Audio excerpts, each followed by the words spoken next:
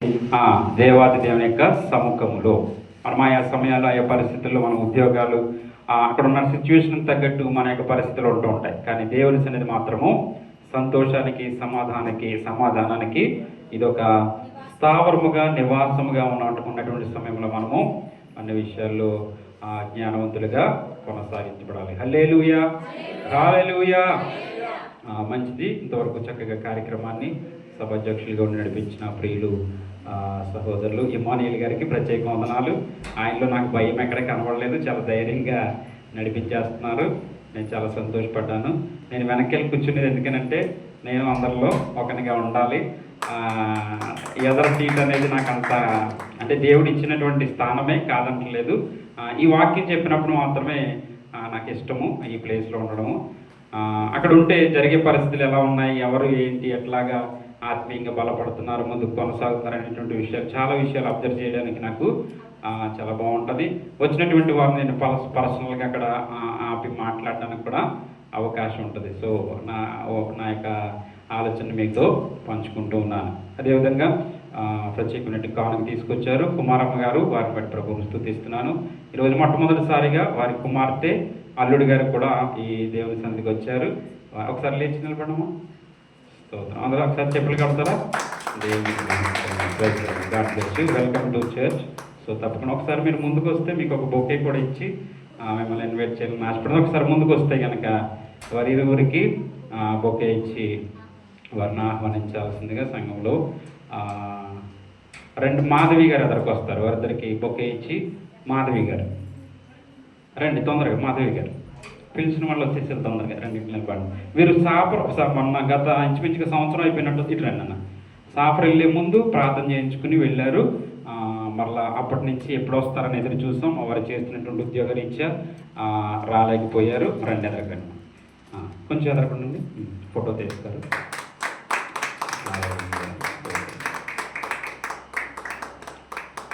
దేవునికి మహిమ. ఓకే, తీసారా? ఫస్ట్ పాట పాడారా? ఓ వెరీ గుడ్, మంచి విషయం. Very good, very good. Sagar ఉన్నాడా? సాగర్ కూడా ఫస్ట్ టైం వచ్చాడు. మన ప్యాట్స్ ప్లే చేస్తున్నటువంటి మధు ఉన్నారు కదా, వారు మా మేనత్త కొడుకు. సో సాగర్ ఉన్నాడా? సాగర్ బయటికి వెళ్ళాడా? ఓకే. సో ఇదేమన్నది ఇంకా నూతనంగా వచ్చినటువంటి సహోదరులు ఉంటూ ఉన్నారు. అందరికీ ప్రేమపూర్వక ఆహ్వానం తెలియజేస్తున్నాను. తప్పక ఆ యొక్క ప్రతి ఆరాధనలో పాలు పొందండి. మీకు చక్కగా ఆత్మీయంగా ఎదగడానికి ఇది ఒక మంచి స్థలం అని కూడా నేను పరిశుద్ధ ఆలయం అనేటువంటి విషయాన్ని మీకు తెలియజేస్తున్నాను. హల్లెలూయా, హల్లెలూయా.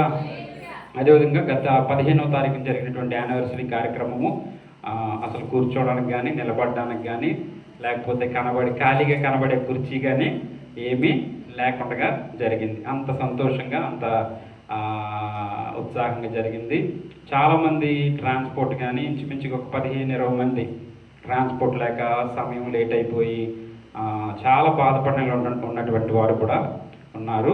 దేవుని చిత్తమైతే వారి కొరకు లేకపోతే మరొక సక్సెస్ మీట్ అని ఆ కార్యక్రమంలో సహకరించినటువంటి వారు, ఆ కార్యక్రమంలో ఇంచుమించుగా 80 దినార్లు 50 దినార్లు ఆ విధంగా సహకరించినటువంటి వారు ఉన్నారు.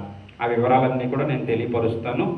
దేవుని చిత్తమైతే సంఘ పెద్దలు ఉన్నారు, వారితో ఆలోచించి డేట్ పెట్టి మరలా సక్సెస్ మీట్ డేట్ పెట్టి ఆ కార్యక్రమాన్ని కూడా దేవుని చిత్తమైతే టోటల్గా ఎవరెవరు ఎన్ని విధాలుగా కష్టపడ్డారు లేక ఏ విధంగా వారి యొక్క ధనాన్ని వెచ్చించారు అనే విషయాలు వివరంగా నేను తెలియపరుస్తాను. ఆ డేటు పెద్దలు సెక్రటరీ గారు సంఘమంతా ఆలోచన చేసి అదేవిధంగా ఇంతవరకు చెప్పినటువంటి ప్రత్యేకమైనటువంటి ప్రార్థన అవసరం తప్పకుండా ప్రార్థన చేయండి. మా అమ్మగారి గురించి సాక్ష్యం తెలియజేశారు. ఆమె జస్ట్ చైర్ ఏదో అడ్డొచ్చి కాలు ఇదయ్యి కొంచెం స్లిప్ అయ్యారని తెలిసింది. అయితే ఇక్కడ కొంచెం రాడ్ అనేది ఇక్కడ దిగడం, కన్నుకేమో అవ్వలేదు కానీ ఇక్కడ కొంచెం ఎక్కువ గాయం అవడం ఆమెకి జరిగింది మా అమ్మగారికి. సో వారి కొరకు మీరు ఉదయకాల సమయం బాలజ్యోతి గారు తర్వాత చెల్లి నిర్మలమ్మ గారు వారు హాస్పిటల్కి తీసుకువెళ్ళారు. సో మంచి ఆరోగ్యం కొరకు మీరు కూడా ప్రార్థన చేయాలని తెలియజేస్తున్నాను. మంచిది. మంచి సమయంలో వాక్యంలోనికి మనము వెళదాము. కొన్ని నిమిషాలు వాక్య ధ్యానం చేసి కార్యక్రమంలో ముందుకు వెళదాం. స్తోత్రం. దానియేలు పుస్తకము హల్లెలూయా. స్తోత్రం, స్తోత్రం, స్తోత్రం. దానియేలు పుస్తకము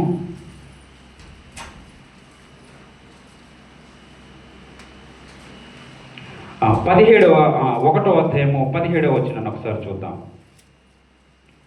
1వ అధ్యాయము 17.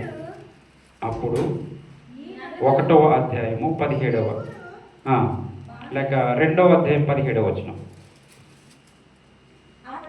అప్పుడు దానియేలు తన ఇంటికి పోయి తన స్నేహితులైన హనన్యాకును మిషాయేలునకును అజర్యాకును సంగతి తెలియచేసి తానును తన స్నేహితులను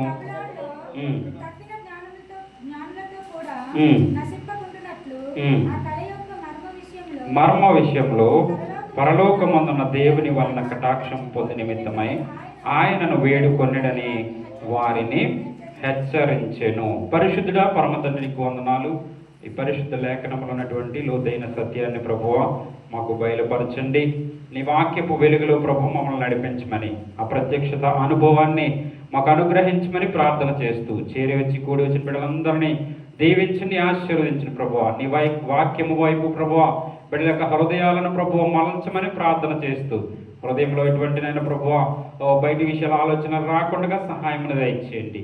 వినగల చెవులు, గ్రహించగల మనస్సును మీరు అనుగ్రహిస్తారని యేసునామమును బట్టి ప్రార్థన అడిగి వేడుకొంచున్నాను మా పరమ తండ్రి, ఆమేన్. పరిశుద్ధ గ్రంథంలో వ్రాయబడినటువంటి, ఒకసారి పరిశుద్ధ గ్రంథం ఉన్నటువంటి వారందరూ మీ పరిశుద్ధ ప్రయాణం పైకి ఎత్తి ఒకసారి స్తోత్రం చెప్తారా? అందరి చేతుల్లో ఉన్నాయా? ఎవరికైనా బైబిల్ కావాలితే కనుక తెలియపరచండి. మా దగ్గర బైబిల్ ఉన్నాయి, మీకు మరలా అందచేయడానికి అవకాశం ఉంటుంది. కాబట్టి తప్పకుండా ప్రతి ఒక్కరి చేతిలో మొబైల్లో చూస్తుంటాం, అయినప్పటికీ పరిశుద్ధ గ్రంథం ఉండడం అనేది చాలా ప్రాముఖ్యం. సో చదవబడినటువంటి ఈ వాక్య లేఖనంలో ఉన్నటువంటి గొప్ప మర్మాన్ని మనము పరిశుద్ధాత్మ దేవుడు మనకు బయలుపరచునుగాక. దానియేలు ఒక మంచి భక్తిపరుడుగా, ఒక బాలునిగా మనకు ఈ యొక్క ప్రారంభ అధ్యాయంలో కనబడుతున్నాడు. ప్రారంభ అధ్యాయంలో ఒక బాలుడుగా కనబడుతున్నాడు.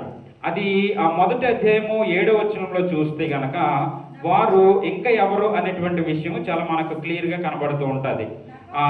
నపుంసకుల అధిపతి దానియేలునకు బెల్తషాజరనియు, హనన్యాకు షద్రకనియు, మిషాయేలునకు మేషకనయు, అజర్యాకు అబేద్నెగో అనియు పేర్లు పెట్టెను. మీకు బాగా చిన్నప్పటి నుంచి జ్ఞాపకం ఉన్నటువంటి విషయం ఏంటంటే షడ్రక్, మేషక్, అబేద్నెగో అనేటువంటి ఈ 3 మాటలు మాత్రం బాగా జ్ఞాపకం ఉంటుంది. దేవుడు వారి జీవితంలో వారిని వాడుకొని ఎటువంటి అద్భుత కార్యాలు జరిగించారు అనేటువంటి విషయాలు సండే స్కూల్ ఏజ్ నుంచి కూడా మనకు లేక దైవజనులు చెప్పినప్పటికీ కూడా ఆ యొక్క పేరు బాగా మనకు జ్ఞాపకం ఉన్నటువంటి పేర్లు. వారికి ముందుగా ఒక వ్యక్తి ఉన్నాడు, ఆ వ్యక్తి పేరు దానియేలు. హల్లెలూయా, హల్లెలూయా. ఈ 4 బాలురు కలిసి దేవుని సన్నిధిలో దేవుని యందు భయభక్తులు కలిగినటువంటి వారుగా వారు ఉన్నారు. దేవుని యందు భయభక్తులు కలిగినటువంటి బిడ్డలుగా వారు మనకు ఈ పరిశుద్ధ గ్రంథంలో కనబడుతూ ఉన్నారు. ఏదో భయము భక్తి లేకపోతే వ్యవహారం కాదు, కానీ వారు రాజుల సముఖంలో నిలబడి గొప్ప కార్యాలకు, లేక దానియేలైనటువంటి యవనస్తుడికి గొప్ప దర్శన వరము దేవుడు అనుగ్రహించాడు. అంత మాత్రమే కాదు, దానియేలుకి ఏమనుగ్రహించాడు తెలుసా? కలల యొక్క భావమును తెలియచెప్పేటువంటి గొప్ప దర్శనాన్ని దేవుడు వారికి అనుగ్రహించాడు. సో ఈ విధంగా చక్కటి ఆత్మీయమైనటువంటి మార్గంలో వారిని దేవుడు స్థిరపరిచాడు. సాధారణంగా మనం ఆలోచన చేస్తే, మనుషుల జీవితాల గురించి ఆలోచన చేస్తే వారు చక్కటి ఉద్యోగం కలిగి ఉంటారు, ఒక్కొక్కరు చక్కటి వ్యాపారం చేస్తూ ఉంటారు, ఒక్కొక్కరు వారి యొక్క తెలివితేటలతో చాలా ఎక్కువ సంపాదిస్తూ ఉంటారు. వారు ఒక్కొక్కరు ఒక్కొక్క మార్గంలో మనకు కనబడుతూ ఉంటారు. అదేవిధంగా దైవికమైనటువంటి మార్గంలో ఉన్నటువంటి వారిని కూడా మనం చూస్తుంటాం. వారు దేవుని యందు భయభక్తులు కలిగినటువంటి వారిగా, వాక్యాన్ని ప్రకటించేవారిగా, స్తుత్యారాధన చేసేటువంటి వారిగా, లేక సంఘాలను నడిపించేటువంటి వారిగా, వీరు దైవిక మార్గములో నడిచేటువంటి వారిని మనము చూస్తూ ఉంటాం. సో ఈ విధంగా మనుషుల యొక్క జీవితాలు ఒక క్రమములో ఒక మార్గంలో నడిచిపోతూ ఉంటాయి. అయితే పుట్టి పెరుగుతున్నటువంటి ప్రతి మనిషి కూడా తను వ్యక్తిగతంగా జీవించడానికి ఆయా ఉద్యోగాలు, పని వృత్తి అనేది చాలా ప్రాముఖ్యము. వాక్యం తెలియజేస్తుంది సామెతల పుస్తకంలో, సోమరి చీమలను చూసి నేర్చుకోమని తెలియజేస్తుంది. అంటే ప్రతి వ్యక్తి కూడా పని చేసుకుని కష్టపడి జీవితాన్ని కొనసాగించాలి. ఎవరు కూడా తల్లిదండ్రుల మీదో, లేకపోతే భార్య మీదో, లేకపోతే భర్త మీదో, లేకపోతే బిడ్డల మీదో ఈ విధంగా ఆధారపడకూడదు. తన కష్టము మీద తను నిలవబడాలి, తన జీవితాన్ని కట్టుకోగలగాలి. అదేవిధంగా అదే క్రమంలో తను సంపాదిస్తున్న సంపాదన, తన జీవితం ఒక ఎత్తు అయితే గనక అదే కోణంలో తన ఆత్మీయ జీవితం కూడా చాలా ప్రాముఖ్యమైనది. హల్లెలూయా, హల్లెలూయా. తన యొక్క ఆత్మీయ జీవితం కూడా చాలా ప్రాముఖ్యమైనది. వీరు దానియేలు, షడ్రక్, మేషకి నలుగురు బాలురు కూడా, ఈ నలుగురు కూడా రాజు దగ్గర పానీయాలు అందించడానికి, లేకపోతే తనకు కావలసినటువంటి ఆహార పదార్థాలు అందించడానికి ఏర్పరచబడినటువంటి నలుగురు యవనస్తులు. హల్లెలూయా. బబులోను రాజు అయినటువంటి నెబుకద్నెజరు ఒక భయంకరమైనటువంటి విగ్రహారాధికుడు అనొచ్చు, లోక సంబంధం అనొచ్చు, దేవుడు అంటే ఎవరో తెలియనటువంటి వ్యక్తి అనొచ్చు. అటువంటి వ్యక్తి దగ్గర ఒక భక్తి కలిగినటువంటి నలుగురు యవనస్తులు దేవుడు వారిని ఆ రాజు దగ్గర పనికి స్థిరపరిచాడు. హల్లెలూయా, హల్లెలూయా. నేను అనేక మార్లు మన జీవితాలని కంపేర్ చేసుకోగలగాలి. వాక్యం చదువుతున్నామంటే, ఒక వచనాన్ని చదువుతున్నామంటే ఆ వచనములో నా జీవితానికి ఏ విధంగా ముడిపడి ఉన్నది. హల్లెలూయా, హల్లెలూయా. నా జీవితము ఆ వచనములో ఏ విధంగా ముడిపడి ఉంది, లేకపోతే ఆ మాటలో నా జీవితంలో నేను ఏ విధంగా ఆ మాటను బట్టి బలపరచబడగలను అనేటువంటి కోణంలో మనము వాక్యాన్ని చదవగలగాలి. ఇక్కడ చదివినటువంటి మాటల్లో కూడా చూస్తే మనము ఈ 2వ అధ్యాయం 17వ వచనంలో చూసాము. ఒక మంచి సందర్భం మనకు అక్కడ కనబడుతుంది. ఏమనంటే గనక, దానియేలు తన ఇంటికి పోయి తన స్నేహితులైన హనన్యాకును, మిషాయేలునకును, అజర్యాకును సంగతి తెలియచేసి. ఇప్పుడు మన వాక్యాన్ని వింటున్నాం కదా, ఎవరి కొరకు మనం వింటున్నాం? ఎవరు ఆ వ్యక్తులు చెప్తారు ఒకసారి? చెప్పాలి. చెప్పలేదు ఇంకా, చెప్పండి ఒకసారి చెప్పండి. నా పేర్లు ఇప్పుడు దాకా నేను 2-3 సార్లు చాలాసార్లు రిపీట్ చేశాను పేర్లు. ఎవరు 4 పేర్లు? దానియేలు, షడ్రకు, మేషకు, అబేద్నెగోలు అనేటువంటి నలుగురు యవనస్తుల గురించి మనం ఈరోజు వాక్య ధ్యానం చేస్తున్నాం. అవునంటారా?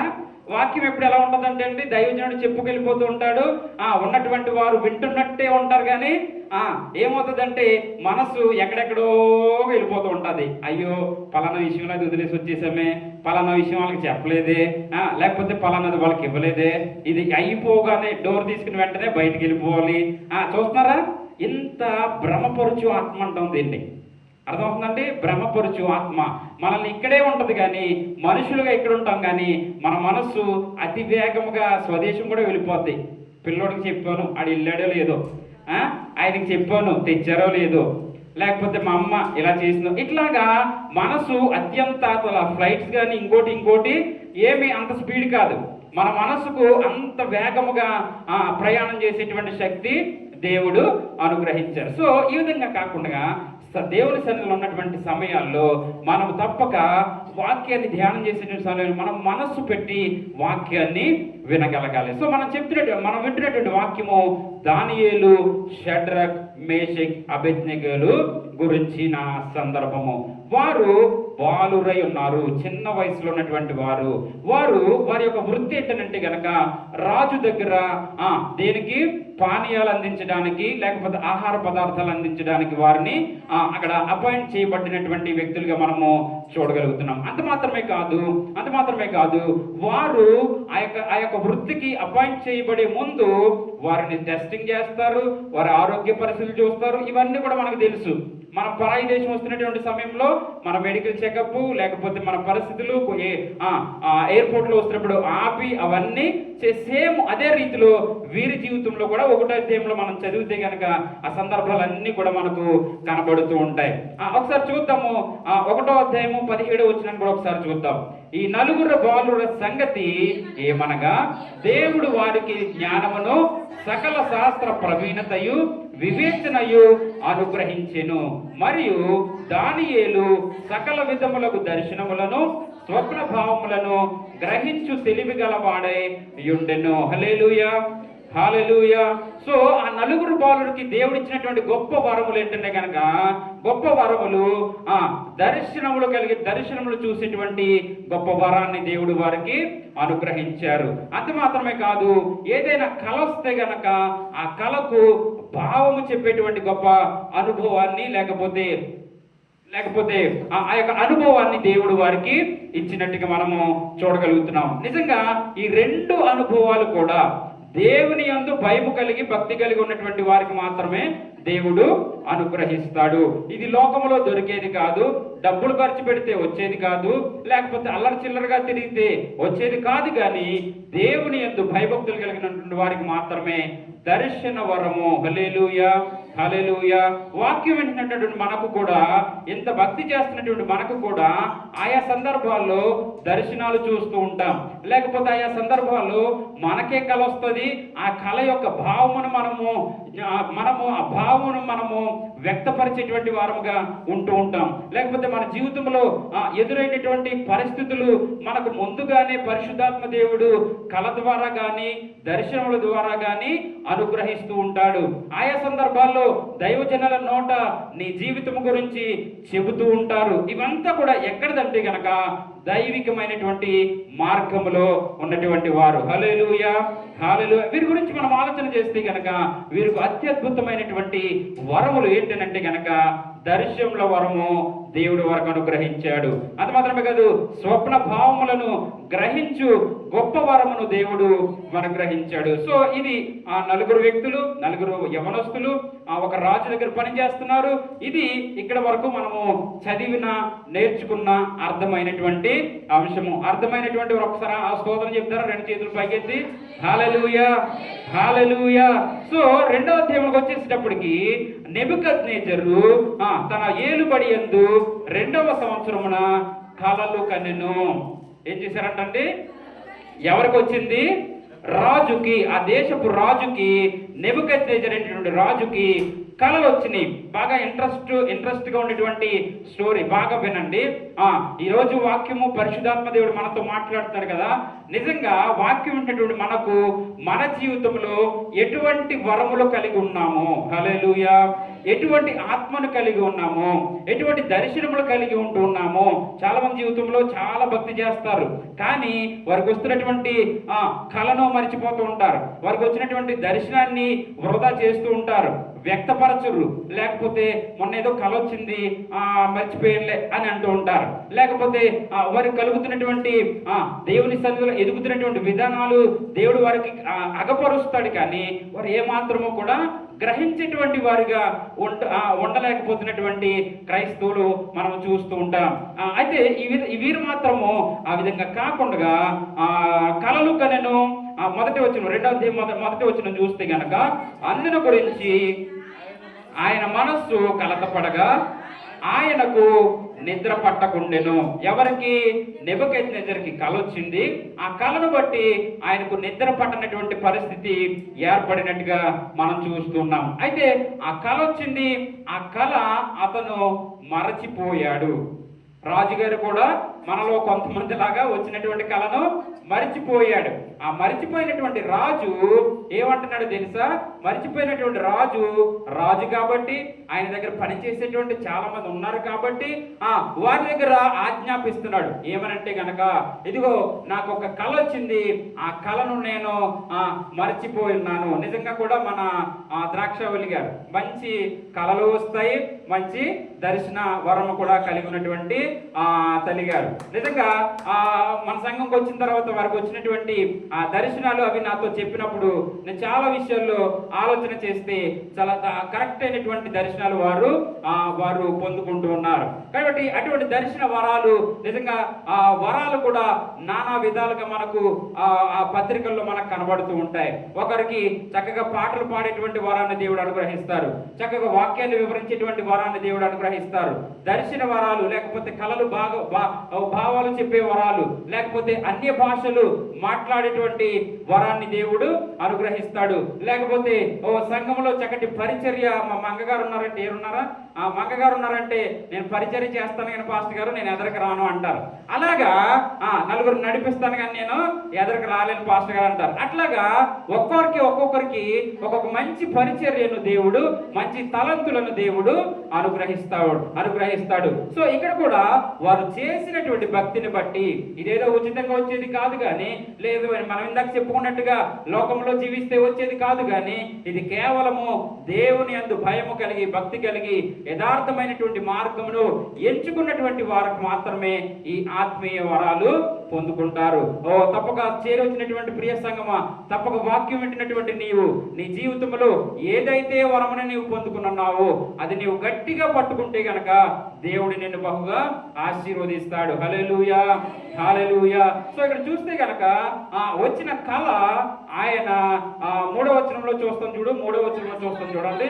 రాజు వారితో, నేను ఒక కలగంటిని, ఆ కలభావము తెలుసుకొనవలెనని నేను మనోవ్యాకులం ఉంది ఉన్నాననగా, కల్దీలు సిరియా భాషతో ఇట్లనేది, రాజు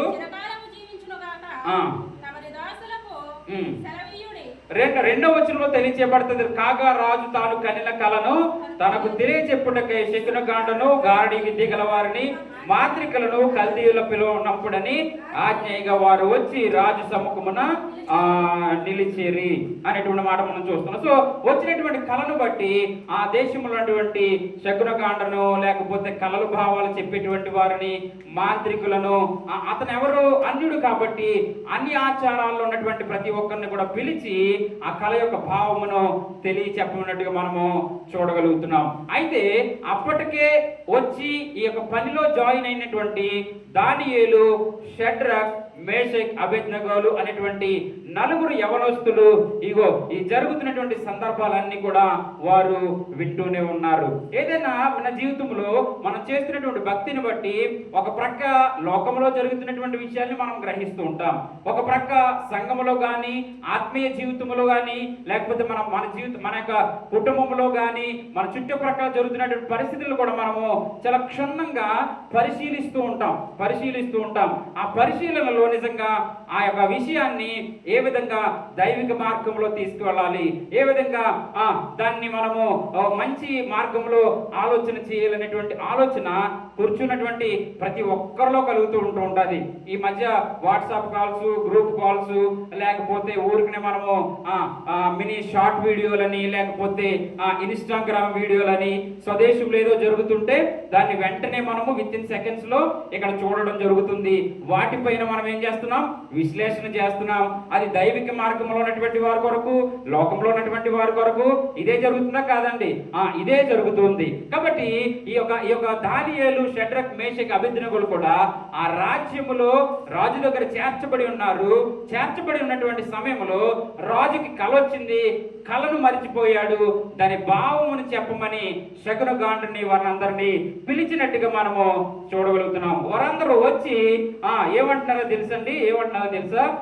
అయ్యా, మన 5వ వచనం చూస్తే గనక, రాజు నేను దాన్ని మరచిపోతిని గాని కలను దాని భావమును మీకు తెలియజేయని ఎడల మీరు తుత్తినీయులుగా చేయబడుదురు, మీ ఇండ్లు పెంట కుప్పగా చేయబడును. నాకు ఎప్పుడు కూడా వాక్యాన్ని ఎప్పుడు చెప్పినా కానీ ఏదో ఒక సబ్జెక్ట్ మీద ఒక అధ్యాయంలో ఉన్నటువంటి ఆ సందర్భం అంతా కూడా చక్కగా క్షుణ్ణంగా పరిశీలన చేయడం ఇష్టం. ఇక్కడ ఒక వచనము, అక్కడ వచనము, మొత్తం బైబిల్ అంతా తిరగేయడము, దాన్ని సమకూర్చవచ్చు. దాన్ని నేను తప్పు అనట్లేదు. కానీ ఒక అధ్యాయంలో ఉన్నటువంటి విషయాలు బైబిల్ చదివేటప్పుడు ఎప్పుడు కూడా ఎవరు అక్కడ చదువుతున్నటువంటి సమయంలో ఎవరు మాట్లాడుతున్నారు, ఎవరితో మాట్లాడుతున్నారు, ఏమని మాట్లాడుతున్నారు అనేటువంటి విషయాన్ని మనం అబ్జర్వ్ చేసుకుంటూ చదవగలగాలి. ఎవరు మాట్లాడుతున్నారు, ఎవరితో మాట్లాడుతున్నారు, ఏమని మాట్లాడుతున్నారు, కర్త కర్మ, క్రియ అంటాం దాన్ని. సో ఈ విధంగా చదివితే కనుక మనకు బైబిల్ చాలా క్షుణ్ణంగా అర్థమవుతుంది.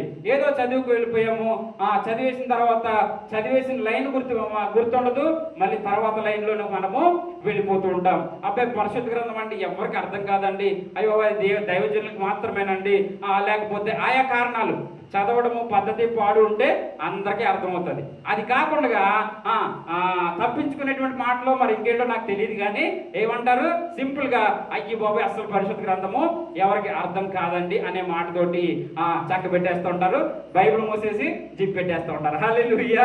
సో ఈ విధంగా కాకుండా చక్కగా దృష్టి పెట్టి మన వాక్యాన్ని చదవగలగాలి. ఇది తెలుగు భాషలో చక్కగా మన కొరకు వ్రాయించబడినటువంటి దేవుని హృదయంలో ఉన్నటువంటి చక్కటి ప్రేమ లేఖ. హల్లెలూయా, హల్లెలూయా. ఈ ప్రేమ లేఖలో ఉన్నటువంటి విషయాన్ని చదివితే నీ జీవితము శ్రేష్టముగా మార్చబడుతుంది, నీ జీవితము ఫలించబడుతుంది, నీ కుటుంబం ఆశీర్వదించబడుతుంది, నీ జీవితాన్ని ఏ విధంగా చక్కబెట్టుకోవాలో నీవు గ్రహించగలవు అనేటువంటి విషయాన్ని నీవు జ్ఞాపకం చేసుకోవాలని తెలియజేస్తున్నాను. అదేవిధంగా మనం చూస్తే గనక ముందు వచ్చిన వాళ్ళకి ఇప్పుడు మీరు చూశారు కదా, 5వ వచనంలో చూశారు, దాని కళను మర్చిపోయాను కానీ మీరు దాని యొక్క భావమును చెప్పకపోతే. చాలా విచిత్రమైనటువంటి విషయం అనమాట. నాకు ఏదో కళ వచ్చింది, మీకు చెప్పకుండా దాని అర్థం చెప్పండి, లేకపోతే మీ పని అంతే, లేకపోతే ఇంకోటి అంటే ఎలా కుదురుతుంది? జరగనటువంటి పని. వారు ఏమంటారంటే ఇది మనుష్యులకు అసాధ్యము.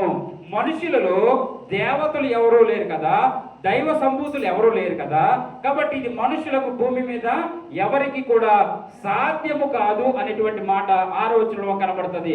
కళను దాని భావమును తెలియచేసిన ఎడల దానములను బహుమానములను మహా ఘనతయు నా సముఖంలో నదుదురు గనుక కళను దాని భావమును తెలియచేయడనగా వారు రాజు ఆ కళను తమరి దాసులమైన మాకు చెప్పిన ఎడల మేము దాని భావమును తెలియచేసేదమని మరలా ప్రత్యుత్తరం ఇచ్చిరి. అతనేమో మర్చిపోయానంటాడు, వీళ్ళేమో కళ చెబితేనే దాని భావముని చెబుతానని వీరంటున్నారు. కాబట్టి వీరిరుల మధ్య ఆ సంగతి అలా నడుస్తున్నటువంటి సమయంలో వెంటనే అక్కడ ఉన్నటువంటి ఒక దేశ సంరక్షకుల అధిపతి 14వ వచనంలో మనకు కనబడుతుంది అన్నమాట. అప్పుడు దానియేలు బబులోనులోని జ్ఞానులను చంపుటకై బయలుదేరిన రాజు దేశ సంరక్షకుల అధిపతియగు ఆర్యోకు దగ్గరకు పోయి జ్ఞానయుక్తంగా మనవి చేసెను. రాజు నొద్ద నుండి ఈ ఆజ్ఞ ఎంత త్వరితముగా వచ్చుట ఏమని దానియేలు రాజు యొక్క అధిపతి అయిన ఆర్యోకు నడుగగా ఆర్యోకు ఈ సంగతి దానియేలునకు తెలియచెప్పును. అప్పుడు దానియేలు రాజు సన్నిధికి పోయి స్వప్న ఆ భావమును తెలియచెప్పుటకై తనకు సమయము దయచేయమని రాజును బ్రతిమాలెను. హల్లెలూయా, హల్లెలూయా. సో వచ్చినటువంటి కళకు దాని భావమును నేను తెలియచేస్తానని రాజు దగ్గరికి వెళ్ళి తన సమయాన్ని అడిగినట్టుగా మనం చూడగలుగుతున్నాం. చూస్తున్నారా, వాక్యము చదువుతుంటే ధ్యానం చేస్తుంటే నేర్చుకోవడానికి ప్రయత్నం చేస్తే చాలా ఈజీగా ఉంటుంది, చాలా ఈజీగా ఉంటది. మొదటి అధ్యాయంలో మనం ప్రారంభించాము, అక్కడ ఒక నెబుకద్నెజర్ అనేటువంటి రాజు కనబడుతున్నాడు. అతని దగ్గర 4 వ్యక్తులు బాలురు పని చేయడానికి జాయిన్ అయ్యారు. ఆ వ్యక్తులు దైవ భయం కలిగినటువంటి వారు, దైవ భక్తి కలిగినటువంటి వారు. వారు ఆ రాజుకు వచ్చినటువంటి కలభావమును చెప్పడానికి సిద్ధపరచబడినటువంటి వారు. హల్లెలూయా చెప్తారా? హల్లెలూయా, హల్లెలూయా. సో చెప్పడానికి సిద్ధపడినటువంటి వారు దానియేలు వెళ్ళి ఏం చేస్తున్నాడు తెలుసా? రాజుని బ్రతిమాలెను అనేటువంటి మాట. ఎందుకు రాజు దగ్గరికి వెళ్ళాడంటే కూడా చెప్పాల్సి వస్తే కనుక అక్కడ ఉన్నటువంటి జ్ఞానులను, మాంత్రికులను, లేకపోతే శకునగాండను అందరినీ కూడా చంపేయమని రాజు ఆజ్ఞ ఇచ్చాడు. ఈ ఆజ్ఞ ఎంత త్వరితముగా వస్తుందా అనేటువంటి ఆలోచనతో దానియేలు వెళ్ళి ఆ కళకు భావాన్ని నేను ఇప్పుడు చదవండి, ఇందాక మనం చదివినటువంటి 17వ వచనాన్ని ఇప్పుడు మనం తన ఇంటికి పోయి తన స్నేహితులైన హనన్యాకును, మిషాయిలునకును, అజారియాకును సంగతి తెలియచేసి తాను తన స్నేహితులను బబులోనులో తక్కిన జ్ఞానులతో కూడా నశింపకున్నట్లు ఆ కళ యొక్క మర్మ విషయంలో పరలోకమందున దేవునికి వలన కటాక్షము పొందు నిమిత్తమై ఆయనను వేడుకొనుడని వారిని హెచ్చరించెను. ఇదిగో పలానా రాజుకి నెబుకద్నెజరుకి కళ వచ్చింది, ఆ కళ యొక్క భావమును మనము తెలియచేయాలి. తెలియచేసి చేయాలి. కాబట్టి మీరు ఏం చేస్తారంటే ఎవరి దగ్గర పరలోకమందున్న దేవుని వలన కటాక్షము పొంది నిమిత్తమై ఆయనను వేడుకొనుడని వారిని హెచ్చరించెను. నిజంగా వాక్యాన్ని ధ్యానం చేసినటువంటి మనము ఇప్పుడు సమస్య వచ్చి పడింది. ఎవరికి? దానియేలుకి, షడ్రక్కి, మేషక్కి ఒక సమస్య వచ్చి పడింది. ఆ సమస్య రాజు దగ్గర నుంచి. ఆ కలభావం చెప్పకపోతే ఆ దేశంలో ఉన్న జ్ఞానులందరినీ చంపుతానని రాజు ఆజ్ఞ ఇచ్చాడు. కాబట్టి ఆ భారమును ఆ దానియేలు తీసుకున్నటువంటి ఆ పరిస్థితిలో చూస్తే గనక వారు వెంటనే ఎవరి దగ్గరికి వెళ్తున్నారు? దేవుని సముఖమందుకు, దేవుని ముందుకు, లేకపోతే దేవుని సంధిలో మోకరించడానికి వారు ఒక మంచి నిర్ణయాన్ని తీసుకున్నట్టుగా మనము చూడగలుగుతున్నాం. ఏదో నలుగురు కూర్చుని ఆలోచించలేదు. ఇదిగో ఇలాగ అంటున్నాడు కదా రాజు, లేకపోతే ఇలా చేద్దాం అంటున్నాడు కదా, మన ఆలోచన ఏంటి, నీ ఆలోచన ఏంటి, లేకపోతే నువ్వేమనుకుంటున్నావు, అసలు రాజుకి ఏ కళ వచ్చిందంట, నీకేమైనా ఐడియా వస్తుందా, నీకేమైనా తడుతుందా, నీకేమైనా జ్ఞాపకం వస్తుందా అనేటువంటి డిస్కషన్ మనలాంటి పెడుతూ ఉంటాం. వీరు నలుగురు అలా చేయలేదు. కానీ వారు వెంటనే దేవుని సముఖనకు వెళ్ళి పరలోకమందున్న ఆ కళ యొక్క మర్మ విషయంలో పరలోకమందున్న దేవుని వలన కటాక్షము పొందు నిమిత్తము ఆయనను వేడుకొనుడని వారిని హెచ్చరించెను. 19 చూస్తే అంతటా రాత్రి అందు దర్శనము చేత ఆ మర్మము దానియేలునకు బయలుపరచబడిను గనుక దానియేలు పరలోకమందున్న దేవుణ్ణి స్తుతించెను. నీ జీవితంలో ఏ సమస్య వచ్చినా, ఏ పరిస్థితి వచ్చినా నువ్వు మొట్టమొదటిగా చేయాల్సినటువంటి గొప్ప పని ఏంటో తెలుసా? నీ దేవుని దగ్గర నీవు విచారణ చేయగలగాలి. నీ దేవుని దగ్గర నీవు మొరపెట్టాలి. నీ దేవునితో నీవు ప్రార్థన చేయగలగాలి. నాకు బాగా తెలిసినటువంటి ఒక మంచి లాజిక్ ఏంటో తెలుసా? నాకు ఏదైనా ఒక సమస్య వస్తే గనక నేను కండ్లు మూసుకుని ప్రార్థన చేశానంటే, చిన్న ప్రార్థన, ప్రభు పలానా పరిస్థితి ఈ విధంగా ఉంది అని నేను దేవునికి చెబితే నేను మరలా ఆ కళ్ళు తెరిచి ఆమె అనే లోపే ఆ సమస్యకు పరిష్కారాన్ని దేవుడు నాకు ముందు పెడుతూ ఉంటాడు. హల్లెలూయా, హల్లెలూయా. చాలా అవలీలగా చాలా వెనువెంటనే ఆ సమస్యని నేను పరిష్కరించుకోగలుగుతుంటాను. స్పాంటినెస్ అంటాం. ఎప్పుడైనా ఒకరు అడిగినటువంటి ప్రశ్నకు మనం ఇచ్చేటువంటి జవాబు స్పాంటినెస్ గా, ఇమ్మీడియట్ గా ఉండాలి, చాలా హైలీగా ఉండాలి, చాలా క్లారిటీగా ఉండాలి. అందులో మళ్ళా ఇంకెవరు అనుమానం పడేటట్టుగా ఉండకుండా ఆ యొక్క జవాబు మనకు ఉంటూ ఉండగలగాలి. ఇంకో మైక్ ఉంటే గనక ఆ విషయంలో తప్పక మనము ఒక క్లారిటీని మెయింటైన్ చేయాలి. ఆ విధంగా ఇక్కడ దానియేలు, షడ్రక్, మేషక్ వారు చేసినటువంటి పని కూడా ఎదురైనటువంటి సమస్యలు వారు మొట్టమొదటిగా వెళ్ళినది ఎక్కడికి?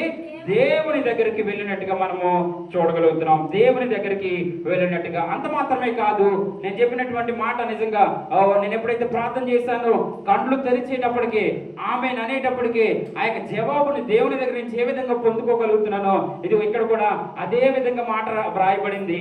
ఎట్లనగా దేవుడు జ్ఞానబలం దానికంటే ముందు అంతటా రాత్రి అందు దర్శనము చేత ఆ మర్మము దానియేలునకు బయలుపరచబడెను. హల్లెలూయా, హల్లెలూయా. ఒకసారి చెప్తారు,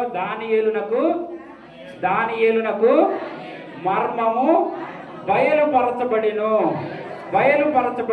ఎప్పుడో తెలుసా? ఇదిగో తన స్నేహితులు చెప్పాడు ఏమని? పరలోకమందున్నటువంటి దేవుని వేడుకోమని.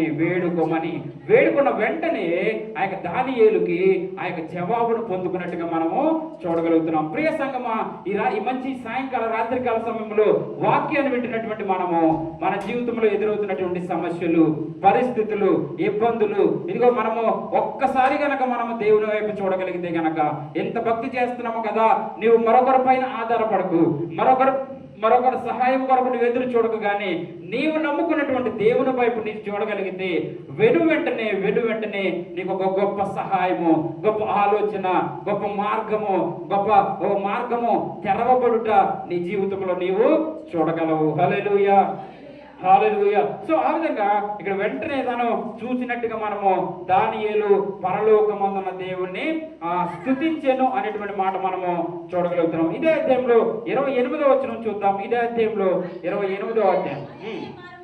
రాజా అయితే మర్మములను బయలుపరచుగల దేవుడొకడు పరలోకమందున్నాడు.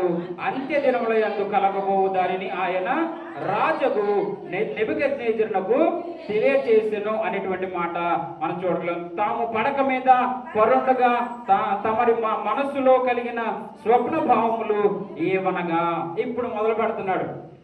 దానియేలు పొందుకున్నటువంటి ఆ యొక్క కలభావమును ఎక్కడ మొదలు పెడుతున్నాడంటే 29వ వచనంలో ఆయన ఆ వచ్చినటువంటి కళను మొదలు పెడుతున్నాడు చెప్పడం.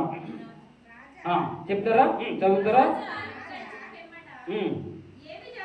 ప్రస్తుత కాలము గడిచిన పిమ్మట ఏమి జరుగునో అనుకుని తాము పడక మీద పరుండి మనోచింత గలవారై ఉండగా మర్మములను బయలుపరచువాడు కలగబోవు దానిని తమరికి తెలియచేసెను. ఇతర మనుషుల కంటే నాకు విశేష జ్ఞానం ఉండటం వలన ఈ మర్మము నాకు బయలుపరచబడలేదు. రాజునకు దాని భావమును తెలియచేయు నిమిత్తము తమరి మనస్సు యొక్క ఆలోచనలు తాము తెలుసుకున్న నిమిత్తమును అది బయలుపరచబడెను. హల్లెలూయా, హల్లెలూయా. 31వ వచనం చూద్దాం. రాజా తాము చూచుచుండగా బ్రహ్మాండమగు ఒక ప్రతిమ కనబడెను కదా. ఈ గొప్ప ప్రతిమ మహాప్రకాశమును భయంకరమునైన రూపమును గలదై తమరి ఎదుట నిలిచెను. ఆ ప్రతిమ యొక్క శిరస్సు మేలిమి బంగారమయమైనదియు, దాని రొమ్మును భుజములను వెండిదియు, దాని ఉదరము తొడలను ఇత్తడివియు, దాని మోకాళ్ళు ఇనుపవియు, దాని పాదములలో ఒక భాగము ఇనుపదియు ఒక భాగము మట్టిదియునై ఉండెను.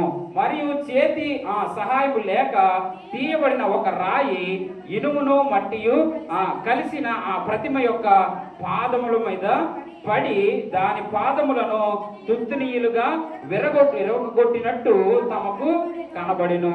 అంతటా ఇనుమును మట్టియు ఇత్తడియు వెండియు బంగారమును ఏకముగా దంచబడి కళ్ళములోని చెత్తవలే కాగా వాటి స్థలము ఎచ్చడను దొరకకుండా గాలి వాటిని కొట్టుకొని పోయెను.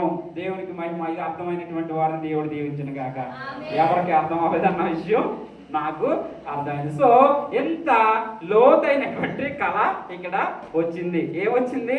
కళ వచ్చింది. అది మీకు తెలీదు, నాకు తెలీదు, దానియేలుకి షడ్రక్కి మేషక్కి అసలే తెలీదు. వాయిస్ చాలా అయితే ఎవరికి తెలియనటువంటి కళ దేవుని యొక్క దర్శనాన్ని బట్టి దేవుడు ఇచ్చినటువంటి ప్రత్యక్షతను బట్టి దానియేలు అక్కడ పొందుకోగలిగాడు అనేటువంటి విషయాన్ని మనం గ్రహించగలుగుతున్నాం. అంతా ఆ కలగన్నాడు, మర్చిపోయాడు. అయినప్పటికీ ఆ కళను దానియేలు అనేటువంటి యవనస్తుడికి దేవుడు దర్శనము ద్వారా బయలుపరిచినట్టుగా మనము చదవగలుగుతున్నాం. ఎక్కడ కూడా చిన్న విషయాన్ని మిస్ కాకుండా, చిన్న పరిస్థితిని కూడా మిస్ కాకుండా చక్కగా కలంతటిని కూడా బాగా చెప్తాను. మేము వచ్చినటువంటి కళ ఏంటంటే కనుక బాగా చెప్తాను వినండి. ఇదిగో ఒక ప్రతిమ అంటే ఒక మనిషి యొక్క రూపము. ప్రతిమ అంటే మనిషి యొక్క రూపము. ఆ మనిషి రూపములో తలేమో దేనితో ఉంది? దేనితో ఉంది? శిరస్సు మేలిమి బంగారు మైనదియు. తల ఏ విధంగా ఉండండి? బంగారముతో తల ఉంది. తర్వాత భుజములు, రొమ్ములు ఏమంటే దేంతో ఉన్నదండి? రొమ్మును వెండివియు, ఉదరము తొడలను ఇత్తడివి. ఈ భాగం అంతా కూడా దేనితో ఉందంటే వెండితో ఉంది. ఉదరము పొట్ట వేటితో ఉంది? నేను ఆల్రెడీ నేను డౌన్లోడ్ చేశాను ఆ టీవీ మీద చూపించాలనేసి ఆ ప్రతిమ ఏ విధంగా ఉంటుంది అనేది. కానీ సిస్టమ్ దానికి పెడుతుంటే అది షేవరింగ్ వచ్చేస్తుంది కాబట్టి నేను ఆఫ్ చేశాను అనమాట. లేకపోతే నేను యాక్చువల్లీ దాన్ని టీవీ మీద చూపిస్తూ నేను ఎక్స్ప్లెయిన్ చేయడానికి దాన్ని సిద్ధపరచడం జరిగింది. సో అది నాకు అది సిస్టమ్ సపోర్ట్ చేయక ఆఫ్ చేయడం జరిగింది. సో ఈ శిరస్సు ఏమో బంగారంతో చేయబడింది. రొమ్ములు తర్వాత భుజములేమో వెండితో చేయబడ్డాయి. ఆ తరువాత ఉదరము తొడలు మాత్రము ఇత్తడితో చేయబడ్డది. ఇవంతా కూడా ఇత్తడి అంటే బంగారము, వెండి, ఇత్తడి. ఇక్కడికి 3 భాగాలు అయ్యాయి. తర్వాత దాని మోకాళ్ళు ఇనుపవియు, దాని పాదములలో ఒక భాగము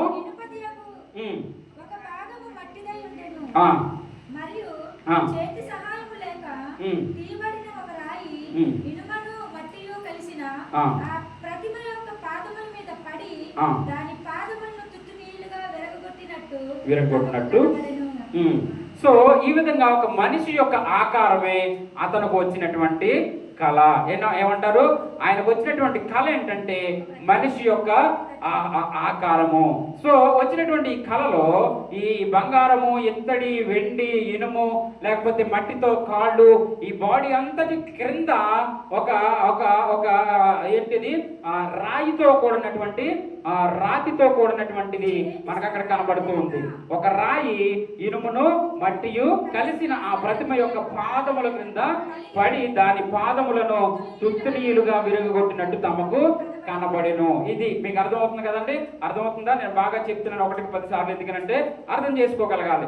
తలేమో బంగారంతో, ఈ యొక్క పై భాగమేమో వెండితో, ఆ తర్వాత ఈ ఉదరము లేకపోతే ఈ తొడలేమో ఏంటిది ఇత్తడితోటి, ఆ తర్వాత పాదములు లేకపోతే కింద భాగం అంతా కూడా మట్టితోనూ ఇనుముతోనూ చేయబడినటువంటి ఒక ప్రతిమ ఆకారము కనబడుతుంది. సో ఈ కనబడినటువంటి ఈ ఆకారము యొక్క ఇప్పుడు మరలా వచ్చినటువంటి కళ చెప్పడం ఒకటైతే, అసలు మరిచిపోయినటువంటి కళను చెప్పడం రాజుకి ఒక భాగం అయితే, మరలా ఏం చేయాలి?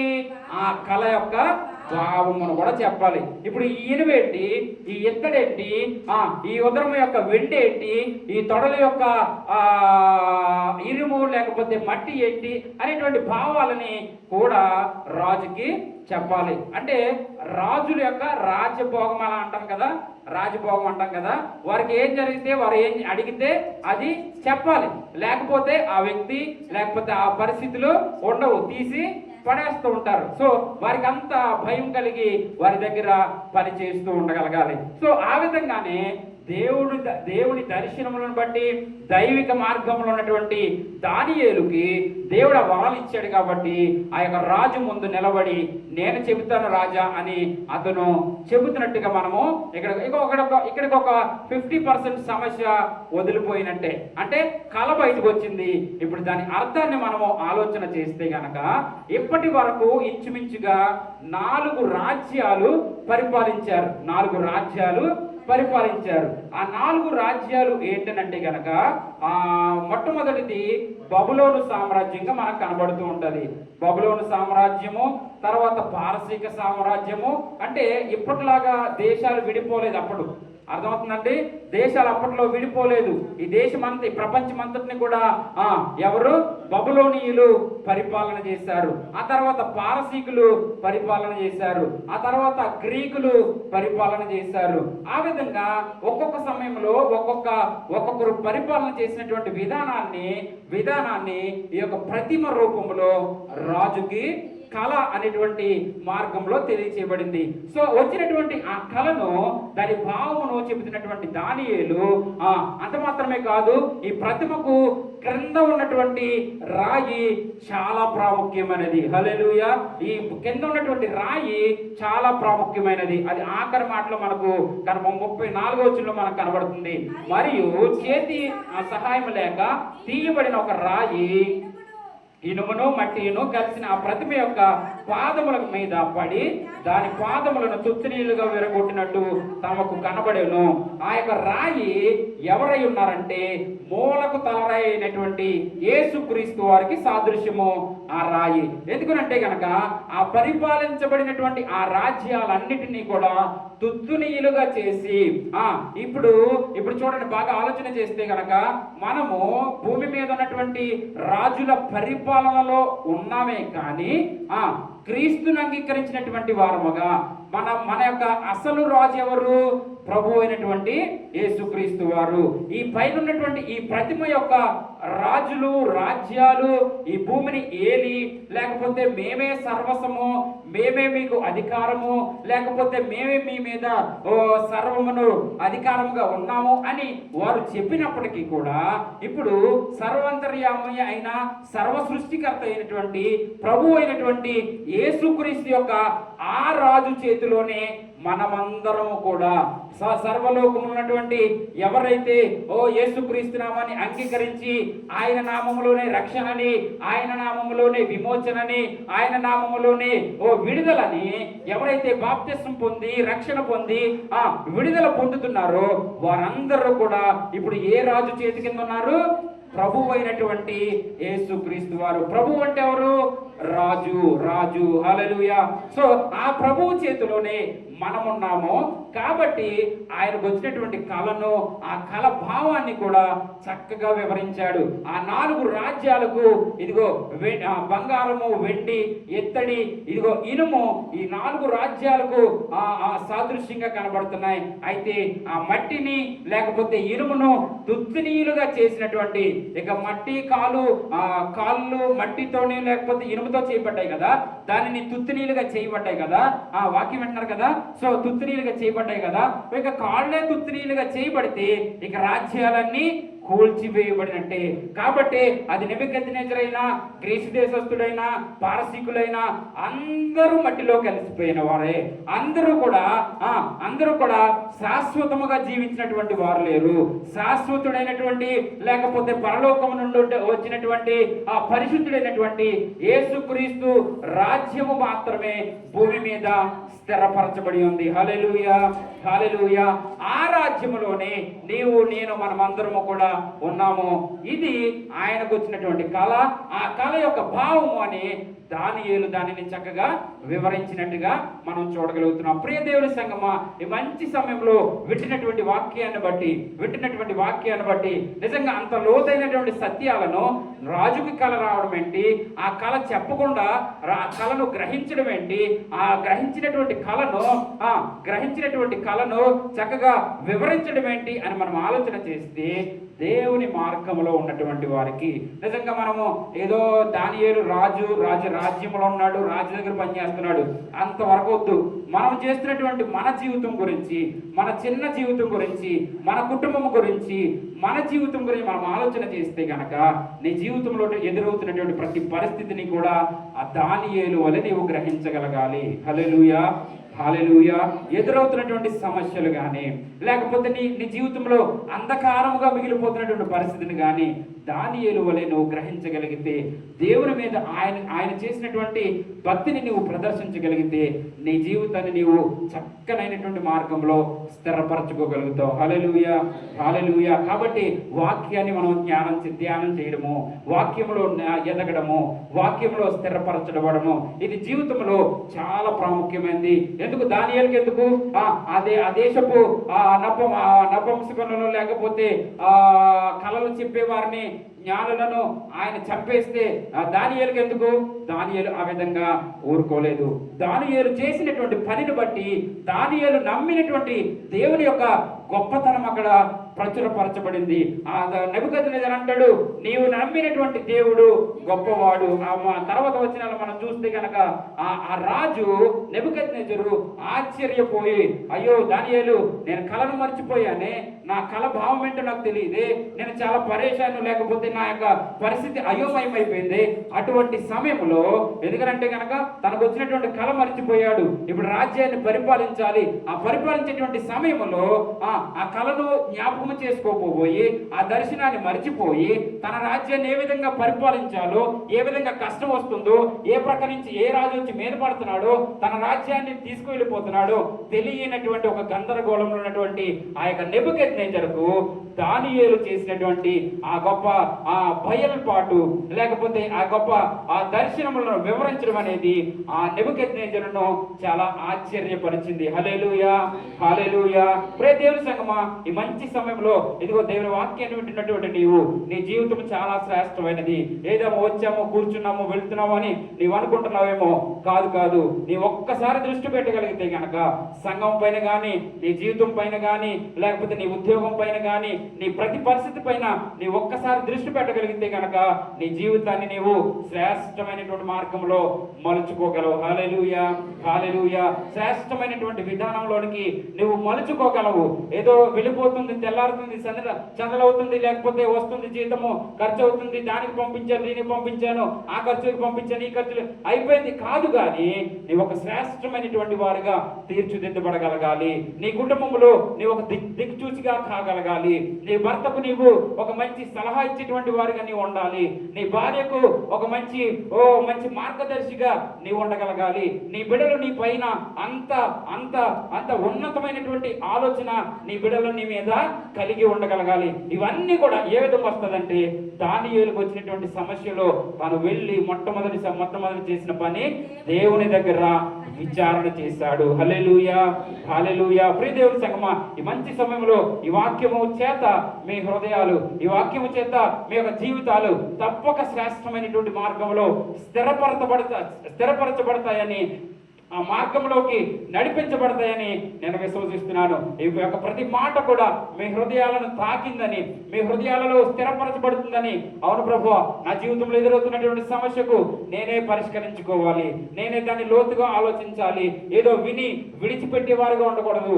లేకపోతే నాకు వస్తున్నటువంటి ధనాన్ని నేను శ్రేష్టముగా ఖర్చు పెట్టాలి, దాన్ని శ్రేష్టముగా వినియోగించుకోవాలి అనేటువంటి ఒక మార్గాన్ని నువ్వు చేసుకోగలిగితే, అది దినార్ కావచ్చు, 10 కావచ్చు, 20 కావచ్చు, ఎంతైనా కావచ్చు, ప్రతి ఒక్క పైసాని నీవు శ్రేష్టమైనటువంటి మార్గంలో స్థిరపరచబడగలిగితే కనుక నీవు అంచెలంచులుగా నీవు అప్పు చేసేవాడిగా నిన్ను దేవుడు చేయడు. నీవు అప్పు ఇచ్చేటువంటి వాడిగా, లేకపోతే నీ జీవితంలో నెమ్మదిగా స్థిరపరిచేవాడిగా నిన్ను చేస్తాడు. ఎప్పుడు అంటే గనక దానియేలు వలె దైవికమైనటువంటి మార్గంలో స్థిరపరచబడినప్పుడు. హల్లెలూయా, హల్లెలూయా. ఇక్కడ మనం చూస్తే కనుక నెబుకద్నెజరు తన మంచి మాటను ఆయనకు తెలియజేస్తాడు. ఒకసారి చూసి ఆ మాటను చూసి మనము ఆ వాక్యాన్ని ముగించుకునే ప్రయత్నం చేద్దాం. 48వ వచనం ఒకసారి చూడండి. అప్పుడు రాజు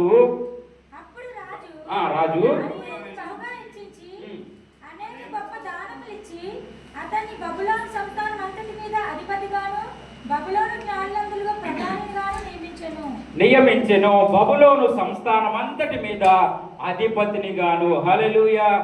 ఏ విధంగా వచ్చాడు అతను? చిన్న ఏదో బాయ్ లాగా కాఫీ టీలు అందించడానికి, భోజనం అందించడానికి వచ్చినటువంటి ఆ దానియేలు ఎక్కడికి? సంస్థానం అంతటి మీద ప్రధానిగా, అధిపతిగా చేయబడ్డాడు. నిజంగా ఆలోచన చేస్తే నీలో ఉన్నటువంటి దేవునికి అంత గొప్ప శక్తి ఉన్నది. నేను శిఖరము పైన ఉన్నతముగా స్థిరపరిచేటువంటి దేవుడు.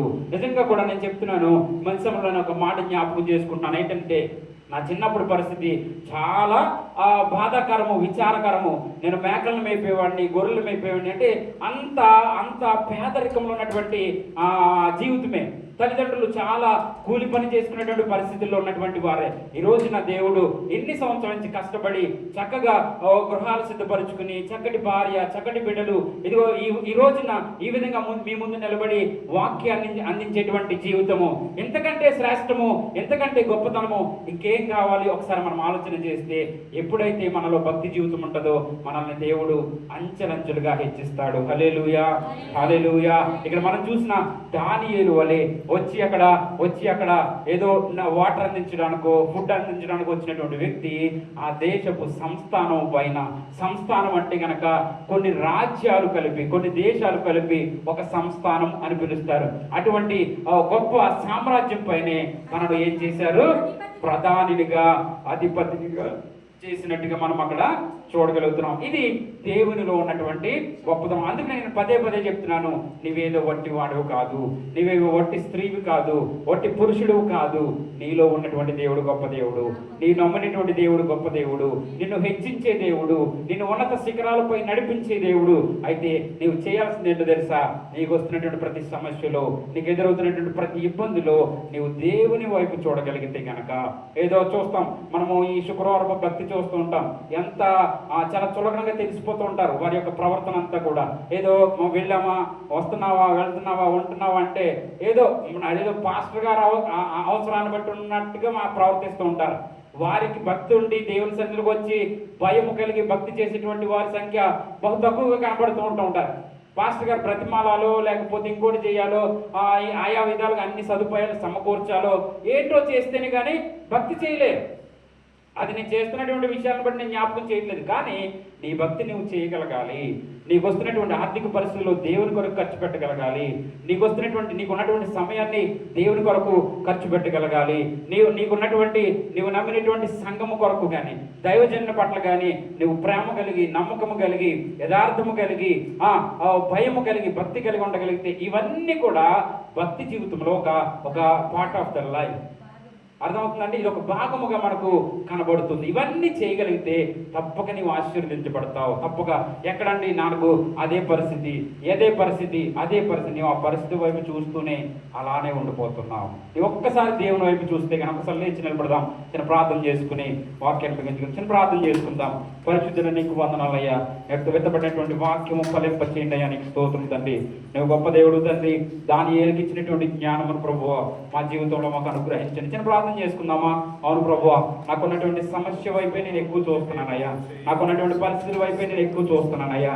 ఆ విధంగా కాకుండా ప్రభువా దయతో ప్రభువా నీ వైపుకు తండ్రి, నీ మార్గము వైపు నా మనసు త్రెప్పండి ప్రభువా.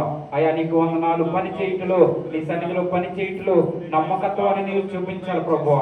అయ్యా నీ ఎంత భయభక్తులు కలిగి నేను జీవించాలి ప్రభువా. అయ్యా ప్రభువా నీవు ఇప్పటికే నన్ను ఎంతగానో ఆశీర్వదించావు, నాకెంతో కాపుదల ఇచ్చావు, నాకెంతో మంచి ఆరోగ్యం ఇచ్చావు. అయ్యా ప్రభువా నీకు స్తోత్రం. నిన్న చూసినటువంటి వారిని ఈ రోజు చూడలేకపోతున్నాం. చిన్న ప్రార్థన చేసుకుందాం. ఎవరికి వారు పశ్చాత్తాపంతో కూడినటువంటి ప్రార్థన చాలా ప్రాముఖ్యం. దేవుని దగ్గర పశ్చాత్తాపడాలి. మనకున్నటువంటి ధనము కాదు కానీ, మనకున్నటువంటి అధికారము కాదు కానీ, మనకున్నటువంటి బంగారం మనం రక్షించదు కానీ, ఇదిగో దేవుని యొక్క కృప మాత్రమే, దేవుని యొక్క కాపుదల మాత్రమే, దేవుని యొక్క సన్నిధి మాత్రమే, దేవుని యొక్క సమాధానం మాత్రమే నీ జీవితాన్ని హెచ్చించబోయేది, నీ జీవితాన్ని ఉన్నతమైనటువంటి శిఖరము వైపు నడిపించేది. చిన్న ప్రార్థన చేసుకో.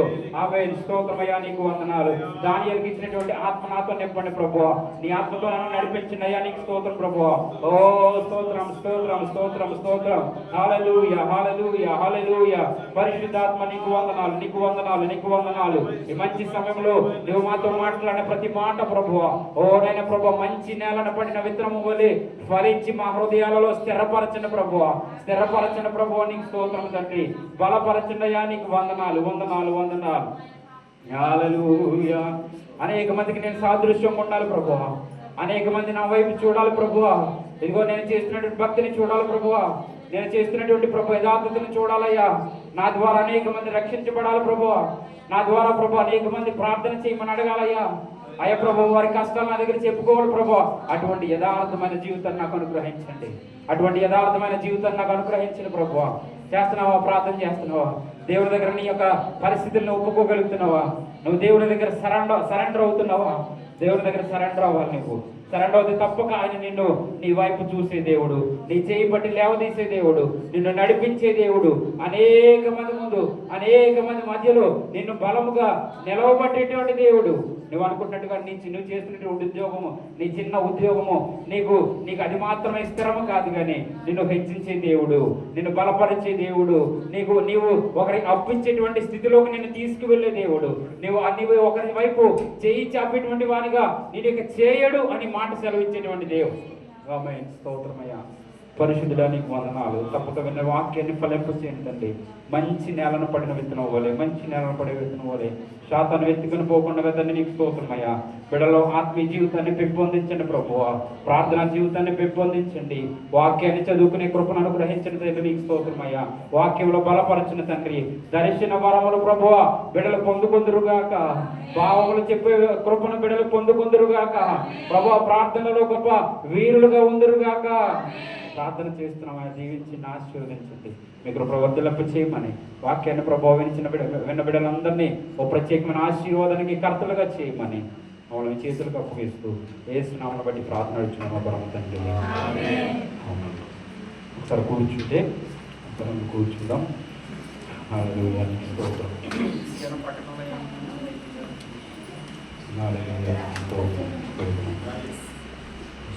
ప్రార్థన చేసుకుందాం. చాలా సంతోషం. ఇంతవరకు చాలా వాక్యాన్ని పరిశుద్ధాత్మ దేవుడు మన మధ్యలో ఉన్నాడు. నేను టైం వైపు చూడలేదు, ఏ విధంగా మాట్లాడామో నాకు కూడా తెలియదు. పరిశుద్ధాత్మ దేవుడు మంచిగా మన మధ్యలో వాక్యాన్ని ఇస్తాడు. తప్పక వాక్యము ఫలించును గాక. చెప్పడం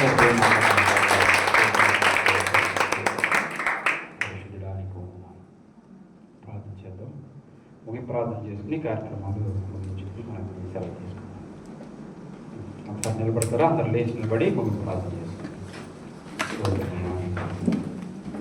సహోదరులు పాస్టర్ ప్రసాద్ గారు వచ్చి ముగింపు ప్రార్థన చేస్తారు. ఆమేన్.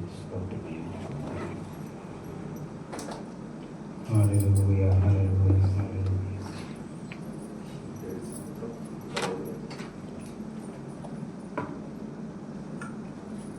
దేవునికి స్తోత్రం. హల్లెలూయా. ప్రార్థన. ప్రియ పరలోకమందున్న తండ్రి, నీ ఉన్నత ఘనమైన నామానికి వేల స్తోత్రములు తండ్రి. గడిచిన కాలమంతా నీ సజీవ రెక్కల చాటును భద్రపరుచుకుని చెదిరిపోయే వారి వలె, నశించిపోయే ఆత్మల వలె మమ్మల్ని ఉంచకుండా ఈ దినము ఎక్కడెక్కడో ఉన్న వారిని ఆసక్తితోటి, కోరికతోటి, ఆశతోటి ఇక్కడికి తీసుకొచ్చినందుకు అయా మా ఈ యొక్క సమయాన్ని అమూల్యమైన సమయంగా మార్చుకున్నందుకు, అటు అవకాశాన్ని దయచేసినందుకు వందనాలు, స్తోత్రాలు తండ్రి. ఈ దినము దైవజనుల చేత విత్తబడినటువంటి వాక్యమయ్యా ఎంతో మర్మంతో కూడిందయ్యా. మన జీవితాల్లో ఎన్నో దర్శనాలు జరుగుతున్నాయి తండ్రి, కార్యాల ద్వారా జరుగుతున్నాయి తండ్రి, ఈ యొక్క కళల ద్వారా దర్శనాలు జరుగుతున్నాయి తండ్రి. ప్రతి విషయంలోనూ, ప్రతి సమయంలోనూ మేము చేస్తున్న అపరాధమును బట్టి, పాపమును బట్టి, తప్పటడుగును బట్టి నువ్వెంతగానో దర్శనాల ద్వారా గద్దిస్తూ వస్తున్నావు తండ్రి. నీ నుండి దూరంగా వెళ్ళిపోతున్నామని బాధపడుతూ ప్రతి విషయంలోనూ, ప్రతి పాపములోనూ మాకు హెచ్చరికలు దయచేస్తూ వస్తున్నావు తండ్రి. వాటన్నిటిని అయ్యా కేవలం కలలుగానే భావించి ఈ యొక్క అనేక విపత్తులుగా, సర్వసాధారణంగా జరిగే సమస్యలుగా మేము భావించి అది నీ గద్దింపు, అది నీ తీర్పు అయ్యా, అది నీ యొక్క కోపము అని మేము గ్రహించలేక వాటన్నిటిని పెడచోన పెట్టినట్టుగా ప్రక్కన పెట్టేసి మా పాప లోకంలోకి, పాప జీవితంలోకి వెళ్ళిపోతూ అయా మేము జారిపోతున్నాం తండ్రి. ఆ యొక్క దర్శనాలని, గ్రహింపును మేము దయచేసుకుని ఆ యొక్క దానియాలు ఏ విధంగా అయితే ఉపయోగించుకున్నారో అటు అనుగ్రహను కూడా మేము దక్కించుకుని నువ్వు తెలియజేస్తున్న ప్రతి ఒక్క మాటని మేము నెరవేర్పుగా చేసుకుని మా జీవితంలో ఫలింపజేసుకుని నిన్ను స్తుతించుకుని గణపరుచుకుని అటు ధన్యతని, అటు అభిషేకాన్ని మేము పొందడమే కాకుండా మా కుటుంబాలు కూడా తరతరాలుగా పొందే అవకాశాన్ని దయచేయండి. మాకు కలిగిన ధన్యతను, అర్హతను బట్టి, మాకు కలిగిన దైవ జ్ఞానాన్ని బట్టి అనేక ఆత్మలలో నేను సంపాదించుకునే శక్తిని దయచేయండి తండ్రి. ప్రభువా, నీవు సిలువలో పలికావు తండ్రి, నేను తప్పికొన్నానని నీ ఆకలి తీర్చే బాధ్యత మా అందరి పైన పెట్టి వెళ్ళిపోయావు తండ్రి. ఆ బాధ్యతని, నీ ఆకలిని మేమందరం తప్పక తీరుస్తామని అటు ధన్యతని, అటు దైవ జ్ఞానాన్ని మా అందరికి దయచేయమని నామలు అడిగి వేడుకొంచున్నాను తండ్రి. స్తోత్రం. ఆమేన్. మా తండ్రి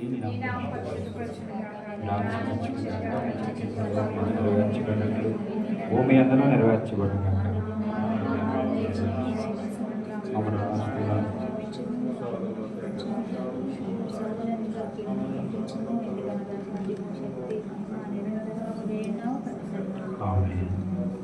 ఇప్పుడు మన పరమ తండ్రి దేవుని కృప పరిశుద్ధులైనటువంటి యేసుక్రీస్తు యొక్క కాపుదల చేరొచ్చినటువంటి మన పైనను, సర్వలోకంలో ఆయన పరిశుద్ధుల పైనను, స్వదేశంలో మన కుటుంబాల పైనను, సంఘంలో ప్రతి ఒక్కరి పైనను ఆయన కాపుదల ఇప్పుడు ఎల్లప్పుడూ సదాకాలము తోడైన నడిపించును గాక.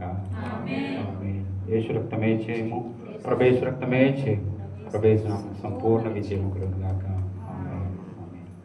పంపుము దేవా నీ దీవెనలు, పంపుము దేవా, అఖిల పవన